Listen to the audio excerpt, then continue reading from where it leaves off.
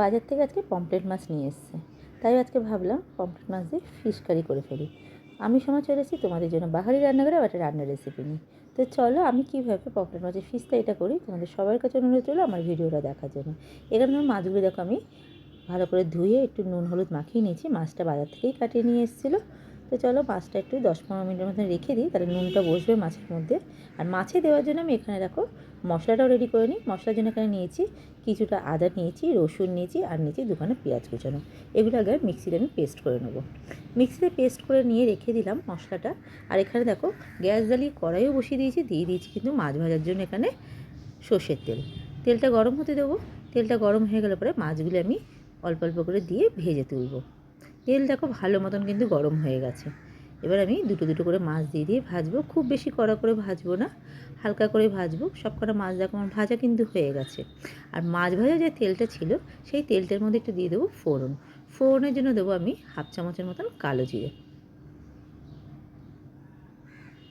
ফোড়নটা একটু হতে দেবো।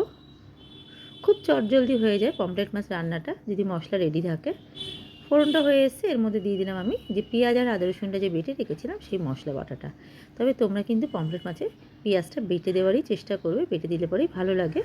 দিয়ে দিলাম একটু মিক্সি বাটি ধোয়ার জল। এর মধ্যে দিয়ে দেবো পরিমাণ মতন হলুদ গুঁড়ো, দেবো স্বাদ মতন কাঁচা লঙ্কা বাটা,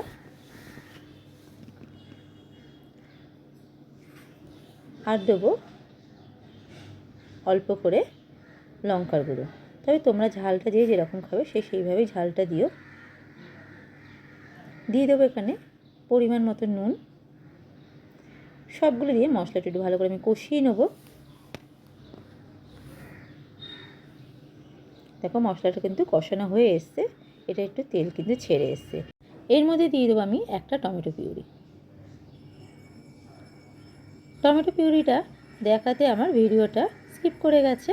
তো চলো টমেটো পিউরিটা দিয়ে কিন্তু ভালো করে কষিয়ে নিতে হবে যতক্ষণ না টমেটোমের কাঁচা গন্ধটা যায়। এর মধ্যে দিয়ে দেবো এবার আমি পরিমাণ মতন জল দিয়ে দিলাম। মশলাগুলি ভালো করে আমি কাছিয়ে দিলাম। একটুখানি গ্রেভিটা ফুটতে দেবো। গ্রেভিটা দেখো ফুটে এসছে, দিয়ে দেবো এর মধ্যে ভেজে রাখা মাছগুলো।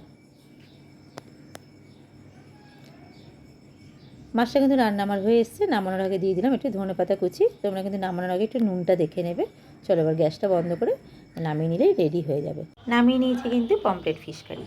এইভাবে তোমরা একবার বাড়িতে বানিয়ে দেখতে পারো। আর আমার রেসিপিটা যদি ভালো লেগে থাকে আমার ইউটিউব চ্যানেলটাকে সাবস্ক্রাইব করে দিও।